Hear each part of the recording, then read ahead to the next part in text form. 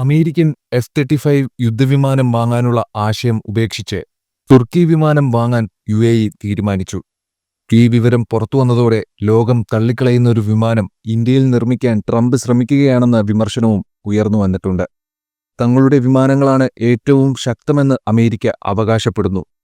എന്നിരുന്നാലും അവരുടെ സഖ്യകക്ഷിയായ UAE F-35 വാങ്ങുന്നതിൽ താൽപ്പര്യം കാണിച്ചിട്ടില്ല. ഇത് ചർച്ചകൾക്ക് വഴിയൊരുക്കി. തുർക്കി ഇപ്പോൾ 5ാം തലമുറ യുദ്ധവിമാനം വികസിപ്പിച്ചുകൊണ്ടിരിക്കുകയാണ്. പദ്ധതിയിൽ ചേരാൻ യുണൈറ്റഡ് അറബ് എമിറേറ്റ്സ് താൽപ്പര്യം പ്രകടിപ്പിച്ചിട്ടുണ്ടെന്ന് Turkish aerospace industries chairman Mehmet Demiroglu പറഞ്ഞു. ഐഡെക്സ് 2025 എന്ന പേരിൽ ഒരു പ്രതിരോധ പ്രദർശനം ഇപ്പോൾ അബുദാബിയിൽ നടക്കുന്നുണ്ട്. ഇതിൽ പങ്കെടുത്ത മെഹ്മെത് നേരത്തെ സൂചിപ്പിച്ച കാര്യങ്ങൾ പറഞ്ഞു. ഇതോടെ US യുദ്ധവിമാനത്തിൽ നിന്ന് രക്ഷപ്പെടുന്ന രണ്ടാമത്തെ അറബ് രാജ്യമായി UAE മാറി. സൗദിയുടെ ആസ്ഥാനത്ത് F-35 ഉപയോഗിച്ച് മുളക് പൊടിക്കാൻ അമേരിക്ക ഇതിനകം ശ്രമിച്ചിട്ടുണ്ട്. പക്ഷേ ജാഗ്രത പുലർത്തിയ സൗദികൾ നിശബ്ദമായി അതിൽ നിന്നും ഒഴിഞ്ഞുമാറുകയാണുണ്ടായത്. ഇത് 2ാം തവണയാണ് എമിറേറ്റ്സ് അമേരിക്കൻ വിമാനങ്ങൾ വാങ്ങാൻ വിസമ്മതിക്കുന്നത്.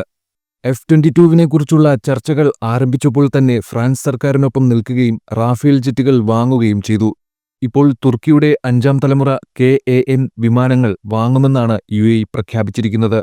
സൈനിക ശേഷി നവീകരിക്കുന്നതിനും മേഖലയിൽ തങ്ങളുടെ സ്ഥാനം ശക്തിപ്പെടുത്തുന്നതിനുമുള്ള UAEയുടെ ശ്രമങ്ങളിൽ ഈ വികസനം ഒരു പ്രധാന നാഴികക്കല്ലാണ്.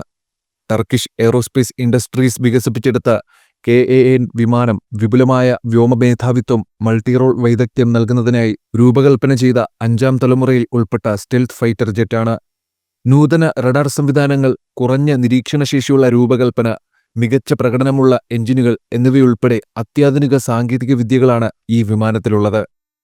നിരവധി ഘടകങ്ങളാണ് KAN വിമാനം സ്വന്തമാക്കാനുള്ള UAEയുടെ തീരുമാനത്തിലേക്ക് നയിച്ചത്. അയൽരാജ്യങ്ങളിൽ നിന്ന്, പ്രത്യേകിച്ച് ഇറാനിൽ നിന്നുള്ള ഭീഷണികളെ നേരിടാൻ രാജ്യം അതിന്റെ സൈനിക ശേഷി വർദ്ധിപ്പിക്കാൻ ശ്രമിക്കുകയാണ്.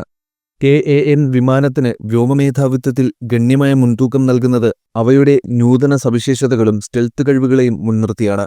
രണ്ടാമതായി UAE അതിന്റെ പ്രതിരോധ പങ്കാളിത്തങ്ങൾ വൈവിധ്യവൽക്കരിക്കാനും അമേരിക്ക പോലുള്ള പരമ്പരാഗത വിതരണക്കാരിൽ നിന്നും ആശ്രയം കുറയ്ക്കാനും ലക്ഷ്യമിടുകയാണ്.